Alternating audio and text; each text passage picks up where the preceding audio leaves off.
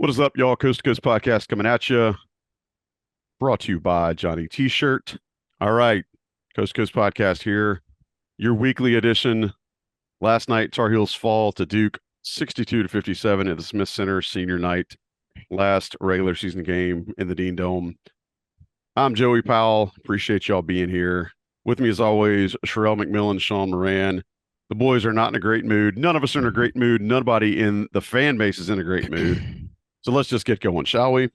Fellas, last night, we finally got the consistency that we were looking for from these Tar Heels in the sense that they lost to Duke almost by the same score in almost the exact same fashion that they lost to Duke a month ago.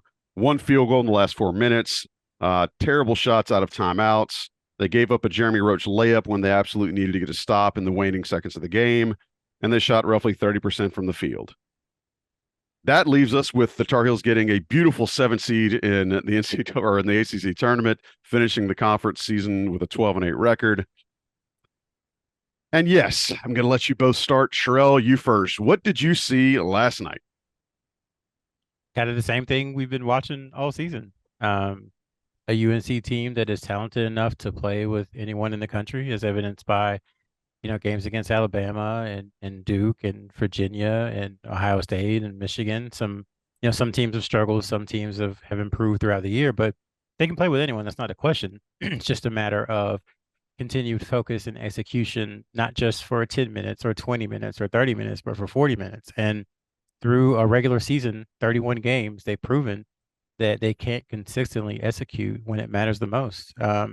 I don't have the stat in front of me, but it's in Adam's story from yesterday. But so many times they've had these second half leads that they just can't hold on to, and it's perplexing. And I try to kind of talk to the fan base at large on Twitter, realizing that Twitter is a bubble and doesn't represent the entire fan Woo! base. But I to me, that's the biggest question that I don't want answered, when the season mercifully ends at some point in the next few weeks, is how does a team with so many experienced players just kind of wilt in pressure situations and in the Yeah, clutch so many times this year? So to me, it was just kind of more of the same.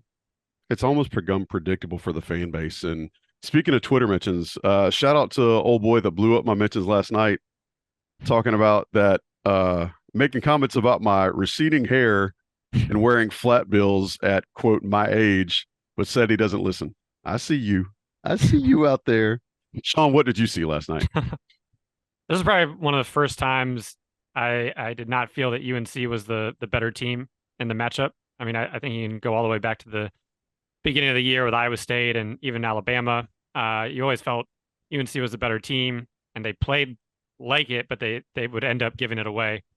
This one, the first half was a slog. They jumped up early, had the crowd ready to go.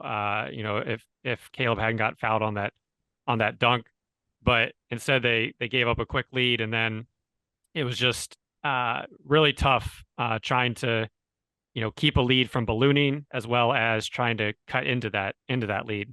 So going into halftime, it was almost the reverse of the first Duke game, where I felt they were lucky to be down just a bucket this time around, where the first time I felt they should have been up 6 to 8 points the first time.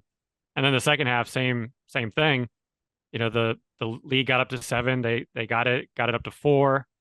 Once again, you're thinking, okay, one more stop and they can potentially push this open. But then all of a sudden, when UNC was down 4, it felt like they took 15 minutes to tie it up. When Duke was down 4, it took two possessions. So it was a challenge watching that. It was a slow pace, almost similar to UVA style game and defense. And it was just frustrating seeing the continued missed shots, some that were good looks that didn't go down, that were so close, and others that were forced because of the Duke defense. But just overall disappointing, knowing that it was Duke at home. They had a chance to even the series, close out on a 4-game win streak, potentially take a lot of pressure off of the ACC tournament. And now you're kind of in no man's land, where even if they were waiting until the end of the year to, hey, let's just get in the tournament and now we're ready to rock and roll. Now it's a week early, and they're really literally on their deathbed and trying to stay alive during ACC play. Sherrell, you've said all along this team is talented.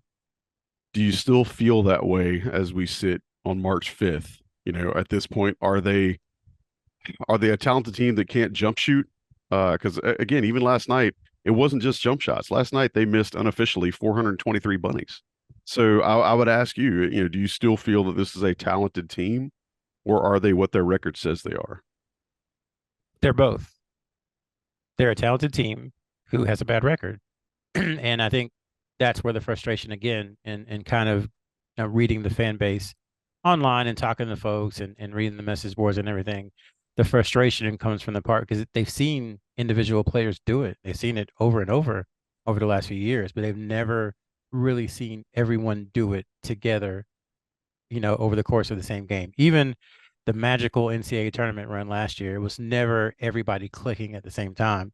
It was one or two guys kind of going supernova at a time and getting UNC to victory. And I think that's what's frustrating is that for whatever reason, through two coaching staffs and now in their third season together, this group just never really put it together. Even like I said, in the run last year, it was more a couple of guys per game than it was consistently everyone doing what they're supposed to do. So I think that's where the frustration comes in. But I dare someone to find me a coach who was like, I won't take a player like Caleb Love, a player like RJ Davis, and All-American / All-ACC big man like Armando Bacot, kind of, utility guy like Pete Nance, and then a defender like Leaky. I think most coaches would, I'd say 90%, 85% of coaches in college basketball would change their roster. Now, obviously, we're talking about North Carolina, so that doesn't mean a lot to people because people feel like Carolina should have that upper, 1% of talent. So I said all that to say, yes, they are talented, and yes, they are also not a very good team. And that's where the frustration and I think the disconnect comes in because you see it, but they just can't do it consistently. Yeah, I know the fan base is pissed, rightfully so. There's a lot of people mad at folks like us for predicting that this team would be good this season. And, we talked with Jay Billis on Inside Carolina Live yesterday. He said the same thing, like maybe the media overrated him a little bit, but you can't look at a team that was as good as they were down the stretch last year and not think that they would improve in the offseason into this year. Like that doesn't happen where a team goes from where North Carolina was on the precipice of national championship, half away from a national championship. I won't go one rebound, but we'll go half away from a national championship. And normal trajectory says that they improve over the summer and come into the next year with even more. And nobody would have predicted that. So that's the fact that, most of media and people that watch ball expected that is not out of the norm. Yeah, collective and individual improvement over the offseason is a reasonable assumption when it comes to things. Now, I know people want us to blow the coach up, but if you want to talk about a coaching issue, then you have to wonder, why isn't anyone demonstrably better than they were at this point last year? Now, that is a legitimate question I think you That's can fair. ask and say, what happened this summer? And maybe it's something or a situation where in the offseason when the UNC staff is, doing their self-scout and looking at how things went, they can say, well, how did we end up where, these guys are basically the same players? Is it what we're running? Is it that they didn't work hard? Which I don't think it's that because all these guys are kind of maniacal in how they work or else they wouldn't be at a place like UNC.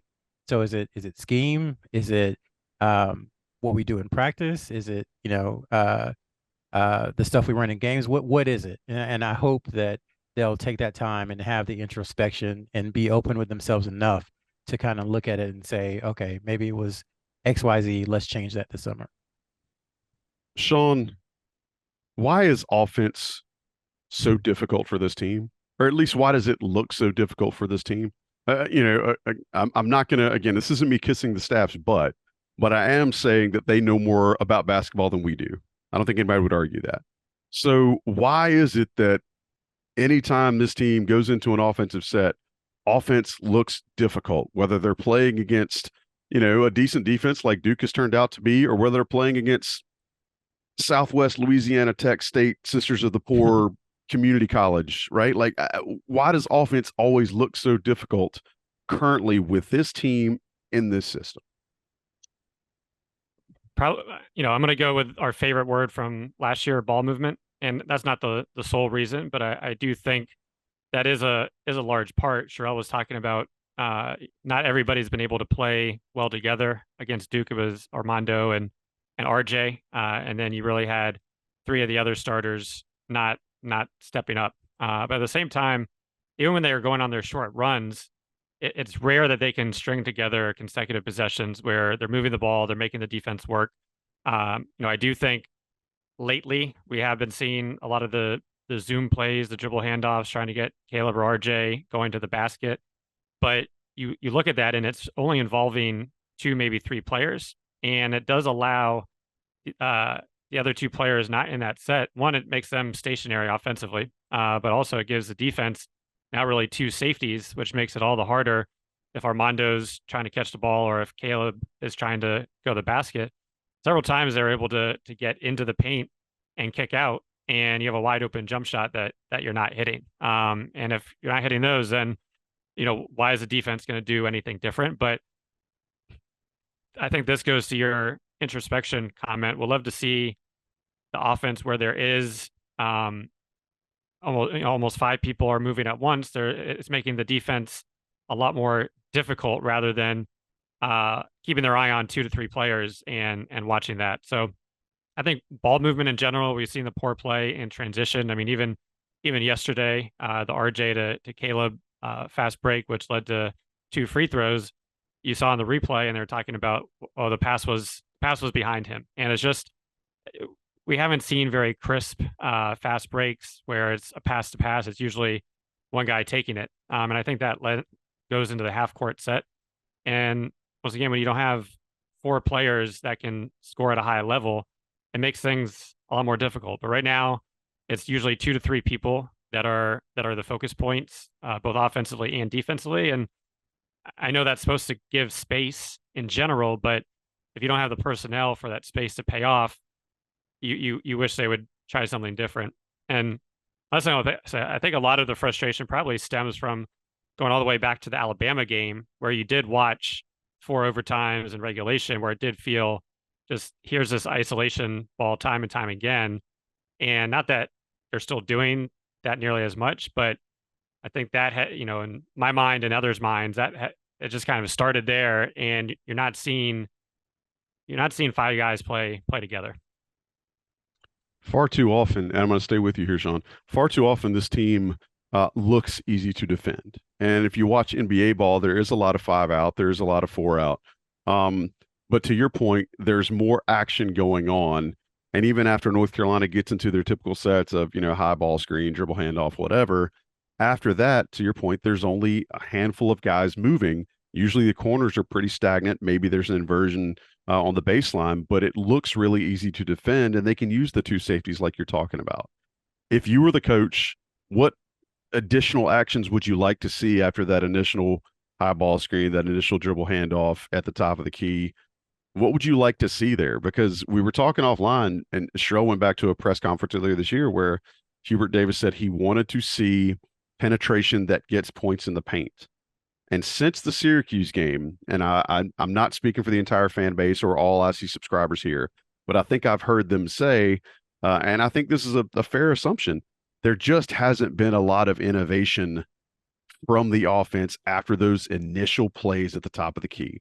So, Sean, you the coach, what would you like to see there, or what do you think probably should be coming there? Maybe the staff's instilling it's just not happening. That's a great question, a tough question. I mean, I think more quick hitters, quick decisions, which goes back to, is this team capable of executing on making quick decisions? But more often than not, especially in crucial times of the game, you're seeing shots happen in the final few seconds of the shot clock because it took them a little while to get into the offense. They weren't able to get their first or second look, and now here they are with 10 seconds, and they're doing a heave. The very not the first play, but the first basket of the game, the pick and roll with Armando, just nice little bounce pass, easy Beautiful pocket two-hand pass. dunk. And that was probably the easiest basket of the game. And you saw that, you said, okay, they're going to try to, play lively a little bit different. But then it really reverted back to what they're doing, time and time again. Granted, once again, that there were possessions where there were great decisions made and just shots didn't fall. But once again, that's trying to put players in the right place at the right time. So it would be, quick decisions, trying to get Leaky cutting to the basket, because, or almost maybe putting him in some of the screens, because if you're going to play a safety off of him, at least get him into action, versus making it very easy for the defender, whether it was Filipowski, who's bigger, or Isaiah Wong in Miami. Their feet are in the paint. They're ready to double Armando. So I do think it's just trying to get easier shots, easier decisions. But at the same time, it's not like the coaching staff hasn't thought of that, but it has been frustrating just to watch. And when you have crucial possessions and you're not getting good looks, it then snowballs downhill very quickly. Sherrell, I'm not trying to ask you a question that there's no answer to, nor am I trying to ask you a question that you probably don't know an answer to, but I feel like we have to ask it. At what point is the play calling deserve to bear some of the brunt here?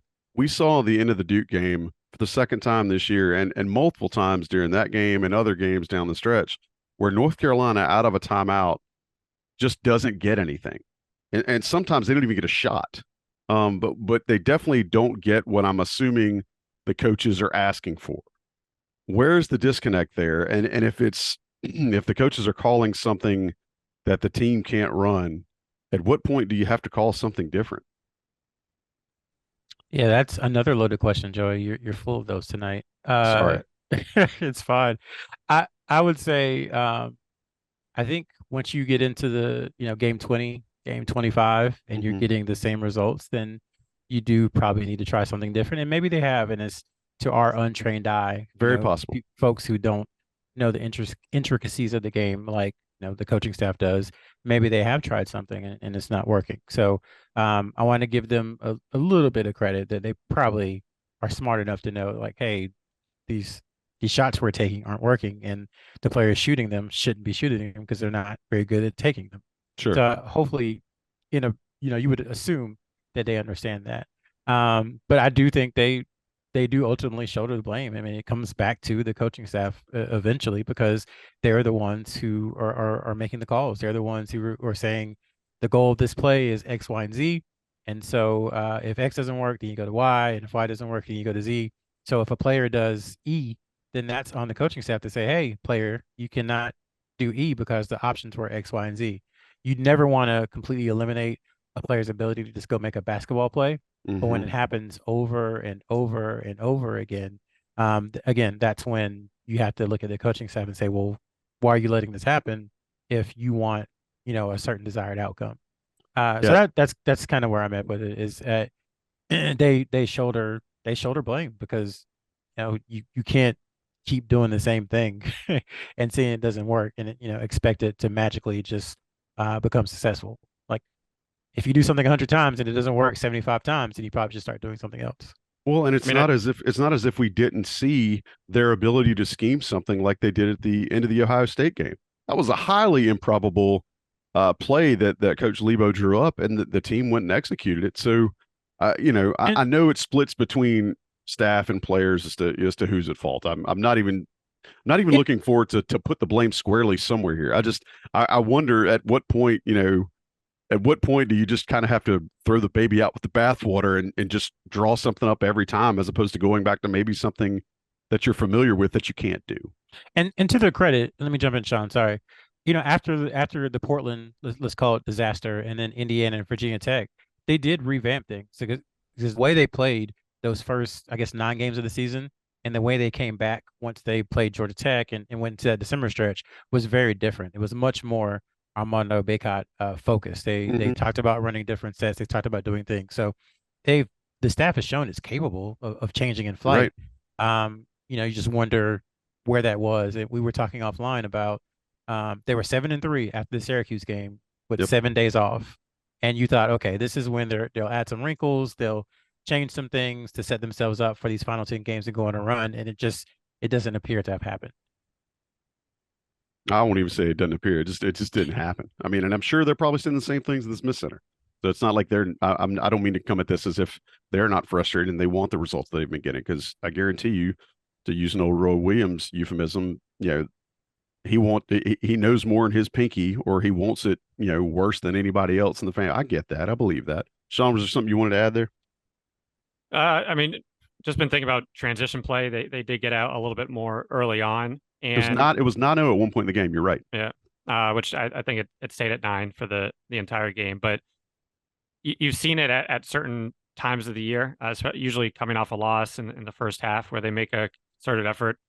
Maybe it's Armando running the floor, or maybe it's the guards pushing up and trying to, swing it and reverse the ball quickly, just to once again put the pressure on the defense instead of letting them off, and then putting the pressure on the offense the final 15 seconds. And I think it was the Notre Dame game afterwards where Hubert was talking about, okay, you have 0.5 seconds. You're either going to, look for your shot or look to make a move or pass the ball. And fortunately, that just has not been the case for probably 80% of the minutes or offensive possessions, especially in a lower offensive possession game, where for the most part your offensive rebounding has been taken out, because you do have 2 7-footers.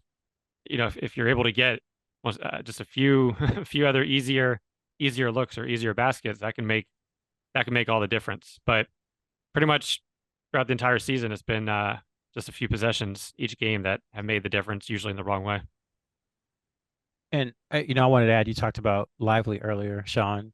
I think that was another frustrating thing from a UNT perspective, is that he didn't have much of an impact on this game, nearly as much as he had in the first game.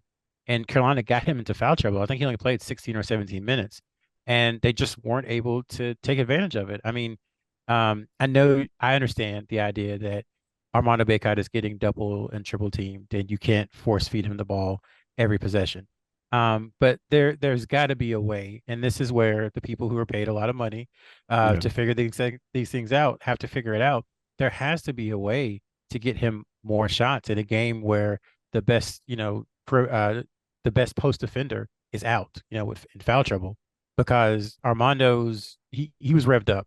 His motor was running really, really high. He was rim running the entire How many game. times was he out in front of everybody else on the court after a failed defensive set, or a failed offensive set by the opponent?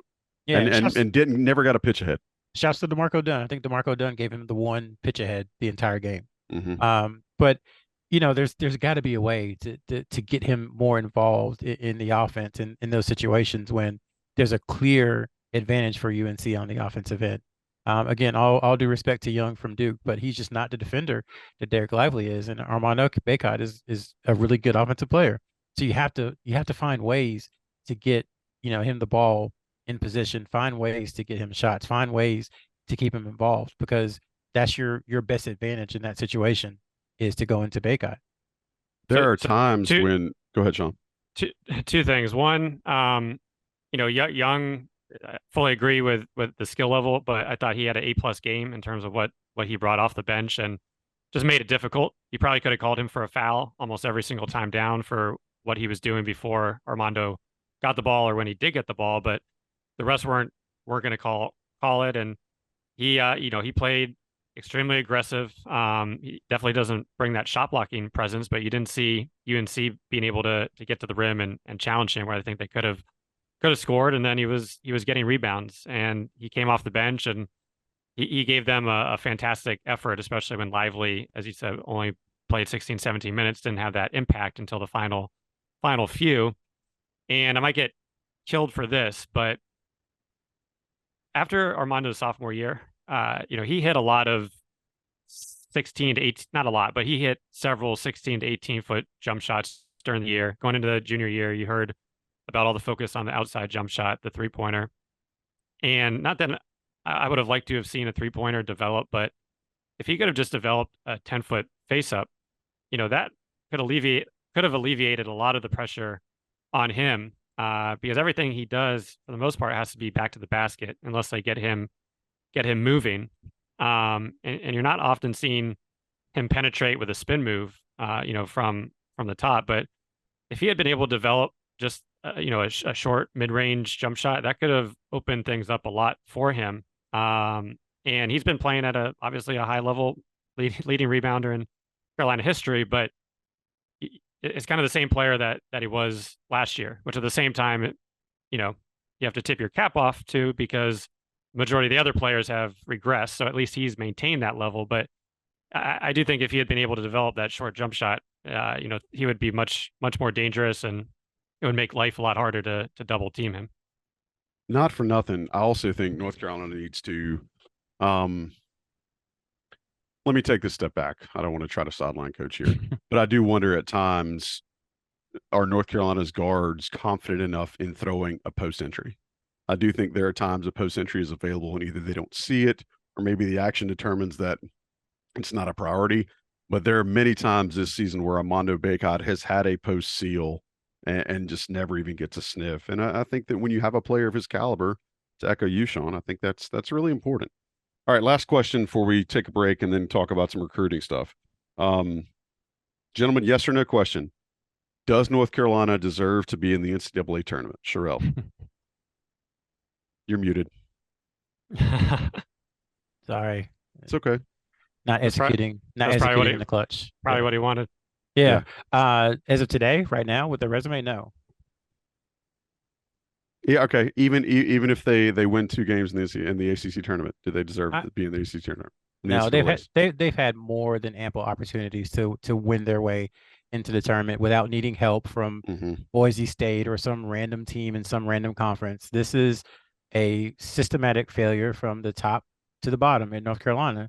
The fact that they have to win the ACC tournament to get into the NCAA tournament. So no, I don't think so. Sean. I'm gonna say I'm going to say yes. Can you say so without making a comment about the Big Ten? Well, because the Big Ten is all getting into the NCAA tournament. I don't know if you've learned that or not. There's more than 10 teams in the Big Ten, by the way. Absolutely. They brought in teams for this week just to give them bids to the NCAAs. To Sherrell's point, they've had ample games, ample leads to have those quad one wins. Ohio State, Michigan could have been quad one. Michigan, they can't win at the end of games either. But it's going back, besides for Wake Forest, besides for Indiana, which is coming. They've been in the games. They've had the lead in these games, which makes it all the more frustrating. It's not like they're getting blown out. They're coming down to the final minutes against all these teams. And you do look at, whether it's ESPN or whoever, a lot of the teams, 8, 9, 10. I mean, it's not like their wins are that great. I mean, Wisconsin's been in the mix and they're under 500 and they're garbage. Go ahead. In Big Ten play, but you can kind of go through that, and I think it goes to the frustration of at least wanting to see UNC in the tournament just to just give them a shot, even if they haven't pulled their weight. But you can look at the resumes for a lot of the other teams in this range, and I don't think there's a lot of difference besides maybe some lower quad one wins, which at the end of the day, I know we're talking about the net and the other quad one wins, but I still think they've shown better even in their losses than a lot of these other teams. But once again, we're having this discussion where we're talking about for the third year in a row, and not even, because they at least got the 8-9 seed past 2 years. But I would still like to see them in the tournament getting that opportunity, but they haven't put themselves in that position. And I think even in the ACC, I could see last year they beat UVA to end UVA season, and I'm kind of expecting that result this year, unless the committee takes it easy on them and puts them in a playing game. So it bears pointing out that were North Carolina to have beaten Duke on Saturday night, that they would have roughly a very similar resume as far as quad one wins, RPI, strength of schedule. A lot of that would have been the same. But alas, like you guys just point out, they had multiple chances this year and just simply didn't do it. Um, Somebody that does come through in the clutch is Johnny T-shirt. They absolutely have more quad one wins than anybody else in the country. If you compare Johnny T-shirt to Salem, Oregon shirt shop, or Madison, Wisconsin Badger T, Johnny T-shirt's up 42-0 at the half. Johnny T-shirt needs to be your stop. Get your gear. I don't think they're going to have any UNC NCAA tournament Sweet 16 Final Four shirts this year. But damn it, if the Tar Heels made it, Johnny T-shirt would have it for you. Hit them up. Use your premium code off the premium message board to get your extra 10% off. They'd love to take care of you. We would love it if you would allow them to take care of you. So use Johnny T-shirt. Show them some love. We appreciate their support here on the Coast to Coast podcast. Take a break. Let the national guys drop some ads in here. We'll be right back. Talk a little recruiting, a little more positivity for the fan base, for everybody who tuned in tonight. Stick around. All right. Thanks for being here. We appreciate you listening to or watching the show. I'm Joey Powell, Sherrell McMillan, Sean Moran, along for the ride as always, delivering to you that which you seek as we talk Tar Heel ball. Boys, we have peeled every single layer off the onion that is the Tar Heel loss to Duke, and for the most part, the regular season. Let's talk something happier. Recruiting. Tar Heels, specifically the guys that are in the 24 class, seem to be doing fairly well in their playoff runs. Sherrell, you want to give us a rundown there? I know cousin Drake and his folks over at Northwood are going to be playing for a state championship. What else do you have for us? That's the main thing. Ian Jackson actually had a game this evening. I haven't checked to see where they are. Actually, there we go. Defending champs, Cardinal Hayes survive a scrappy team to win 58-54, advancing to the semifinals. So they won tonight. All right. So they will be in the semifinals at some point. I haven't really had a chance to check. I think that game just ended not long ago. But he's still playing. Uh, Isaiah Harwell, who actually is a 2025 UNC target, kind of down the road, only player in that class with an offer. His team was able to qualify for Geico, which is the big, huge national tournament that's coming up at the end of March, I believe. So he'll be playing some more. Obviously, Drake will be playing in the state 3A championship game, which I believe will be in Reynolds Coliseum on Saturday. Not sure if a time has been announced or not. But besides that, most of Carolina's guys are kind of done. Obviously, Elliot Cadeau has been in Sweden with the national team. Even though his responsibilities with the national team are done, he's been over there, kind of hanging out with family and taking in some time there. But his team will also be in the Geico finals at the end of March. So two UNC guys will be playing at the end of March, as well as Aiden High. He's still playing. So all three of them will be in Geico. Ian Jackson still chasing a championship in New York. Simeon Wilcher just won a championship in New York, and Drake Powell will be playing for a championship this coming weekend. So, the guys they're all playing well. All good stuff, and you love to have that pedigree where you're bringing in recruits that have won at high levels and have won, high caliber tournaments. Sean, can you tell me, does the Lizard have a decent jump shot? Nothing. It's a Geico tournament. Follow me here, kid. Has the baby brain totally killed you? I'm a little slow. Sorry. All right, fair enough. But fair enough. No, I'm probably shooting around 25%. All right. What are you expecting to see at the Geico Invitational when that comes around? I'm looking forward to seeing Elliot Cadeau. There'll be a little piece coming out on his play with the Sweden national team. It was only 2 games. He came off the bench playing about 7. He played 15 minutes total over 2 games, so there wasn't a lot to look at, but we will analyze his play. We're able to get some quotes from the Sweden head coach as well. But really looking forward to seeing him play, especially against some high talented teams. Man, would love if the 24 class were the 23 class, and we had all these guys. You and everybody else, coming in. Drake Powell was watching the very low scoring affair, which almost seemed like a NCAA tournament game of the opposing team working the shot clock, getting good shots, holding teams to one shot attempt as well. But really excited to see him during, I'd say, the spring AAU season, just because of how he has looked in. I know high school and AAU completely different, but just in terms of his size and athleticism and what he's been able to do.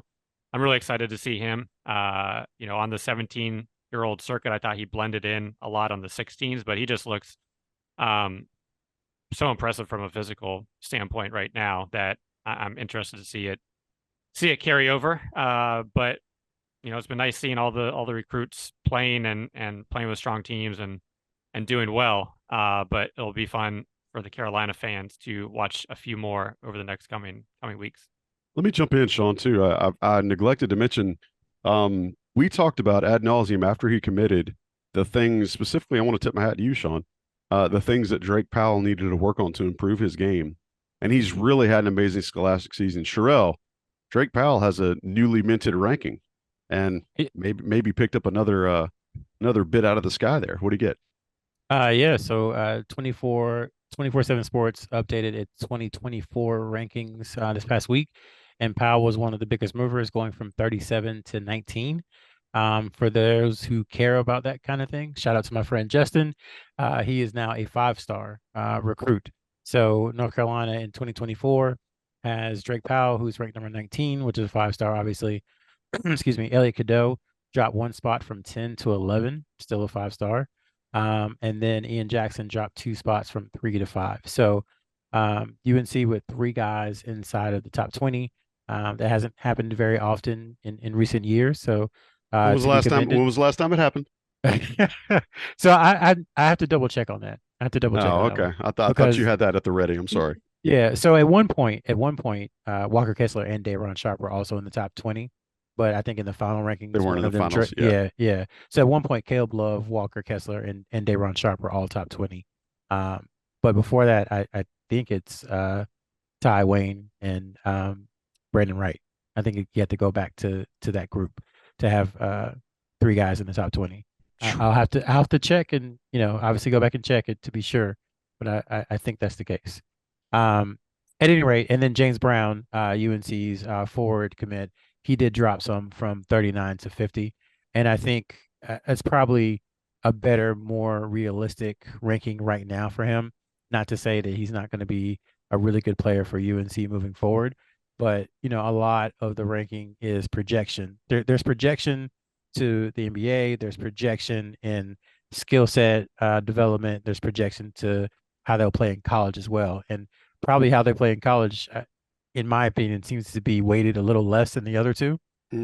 So I wouldn't see a 50 by James Brown's name and think that he's not going to contribute to UNC at some point in the next couple of years. But he's got a big summer ahead of him anyway, I would yeah, imagine. yeah, for sure. Just to Sean's point, just like Drake Powell does, because kids say they don't look at rankings, but they do. Yep. And they're gonna say, oh, the kid from Pittsburgh's, top 20 in the country now. Okay, let's see what I can do against him. Not dissimilar from what UNC faces, when teams come into the Smith Center or when UNC goes to play them in their gym. So, all right, boys, 2 pennies time. What do you have 2 cents for me before we get out of here, Sean? Well, for ACC play, I mean, it's going to come each game if there are multiple games. Because I think first game will be telling. Are they can they get locked in again? There have been a lot of lows that they've tried to bounce back from. You think each one is the end of it, but then another one comes, and that has to take it has to take a mental toll. So, are they ready to play against BC or Louisville to get to the UVA game? And can they stay? Getting to the championship is doable because all these teams are beatable, but at the same time, I do think even if they get to UVA, it's going to be a tough one. And in these games, very simple, are they getting to 8 3-pointers? If they're not, then it's a loss. If they are, then they're either winning or it's going to be a competitive game. But the power of the 3, it opens everything up. It makes offense look a lot better. It's what got that huge lead against UVA at home and allowed them to go through a really rough stretch the whole second half. But when you're shooting 20, 25, 30%, you're hitting 5 threes, it's not going to get it done. Can they hit 8 in any of the games going forward? And can they bounce back from having their second worst ACC offense? Both games against Duke were number 19 and number 20 in terms of points per possession. So can they bounce back and, or is that gonna be it? So we'll see. Hopefully, we're talking and they do make the tournament next Sunday. But they definitely have some work cut out, which is unfortunate that we're talking about that at this point in time. I don't think this team. Now I'm sitting here thinking about it. I was gonna make a plea to Brian Ives to get us a number about what this team has shot in the Greensboro Coliseum, but I don't think they've played in the Greensboro Coliseum yet. Have they, Sherrill? I don't believe so. No, I don't think they played any neutral site games there either. So it'll be interesting to see how they shoot in that gym. Sherrill, anything you want to add before we close up tonight? So we've been, I don't want to say negative. We're just reporting on, kind of talking about what we saw. Well, everybody's gonna say we're too positive anyway. So go ahead. Yeah, well, that's the madness of college basketball. Would you be shocked, terribly, terribly shocked, if they beat BC or Louisville? BC Quentin Post we're not sure how he is, if he's healthy, if he's not, and if he's not playing, then that hurts BC. So if they beat BC or Louisville, would we be surprised if they beat UVA? Would we be surprised if they find a way somehow to eke out a win on Friday and get to Saturday and then have 40 minutes again for a chance to get back in the tournament? It wouldn't be surprising at all, again, because this team, you can raise your hand. Yeah, maybe I would be surprised. And you know what? Happy to be surprised. I actually made a side bet with our guy, John Menadakis, who is probably listening to this show. I told him, and I don't mind saying it on the show, North Carolina wins the ACC tournament this weekend, I'll get a Jimmy Famous seafood tattoo. You should have one of those anyway. I'm on the record with it. I'm on the record with it. Of course, then also if I get the tattoo, I can kind of lean on John for amazing crab whenever I want it. But go ahead, Sherrill. There you go. Yeah, I just think with the variance with this team, it's not out of the realm of possibility that they, get dialed in and they hit a couple of shots and that confidence starts snowballing. I could also see them, to Sean's point, being like, you know what, we gave it all. It was a good run. And losing to either BC or Louisville on Wednesday, neither of those things I think would be surprising at all. And that's kind of the overarching theme I think about this team, is that neither of those things would be surprising. So that is number one. And then number two, 20 games of ACC play. So a very representative sample. And it was the offense. I mean, I think it's pretty clear to everyone at this point. UNC in conference only stats, they were 15th last in effective field goal percentage and 15th last in 3-point percentage. That's insane. They were third in defensive efficiency in conference play over 20 games. So the defense, I think, outside of a couple of stretches, against Wake and, maybe Miami, the defense has been really good. It's been one of the three best in the conference pretty much the entire season. But the offense, it's been enough. Yeah, the offense let it down. And entering the season, that's just not something that I nor a lot of people were prepared for. Oh, we're not digging up the over-under preseason bets that we did yet, but that will be something that certainly comes up, and I'm sure you guys might injure yourselves with how far your eyes roll back in your head at that one. But that's going to be tough to listen to. The one I remember is the assists, and you went into that thinking, hey, this is a potential championship-level team. UNC's teams in the past have reached that level, and I think they're at 11 during ACC play, and that's obviously the assist to field goals made has been talking point all year. But you can go on down that list, and it probably would be in the red pretty significantly. I think it was 17. I said over. That's funny. I mean, they've gone weeks of basketball play where they hadn't combined for 17. But hey, everybody else was wrong too, so we'll wear that. We got no problem with it. Boys, I'm thankful for you. Appreciate you being here. Appreciate John Siegley for producing.